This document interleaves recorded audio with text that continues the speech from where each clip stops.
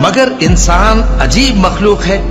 کہ جب اس کا پروردگار اس کو آزماتا ہے کہ اسے عزت دیتا اور نعمت بخشتا ہے تو کہتا ہے کہ میرے پروردگار نے مجھے عزت بخشی، اور جب دوسری طرح آزماتا ہے کہ اس پر روزی تنگ کر دیتا ہے تو کہتا ہے کہ میرے پروردگار نے مجھے ذلیل کیا۔ یوں نہیں، بلکہ تم لوگ یتیم کی خاطر نہیں کرتے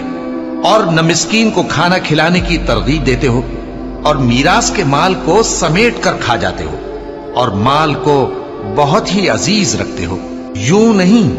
جب زمین کوٹ کوٹ کر برابر کر دی جائے گی اور تمہارا پروردگار جلوہ فرما ہوگا اور فرشتے قطار در قطار آ جائیں گے اور دوزخ اس دن سامنے لائی جائے گی، تو انسان اس دن سوچے گا، مگر اب سوچنے سے اسے فائدہ کہاں مل سکے گا؟ کہے گا کاش میں نے اپنی اس زندگی کے لیے کچھ آگے بھیجا ہوتا، تو اس دن نہ کوئی اللہ کے عذاب کی طرح کا عذاب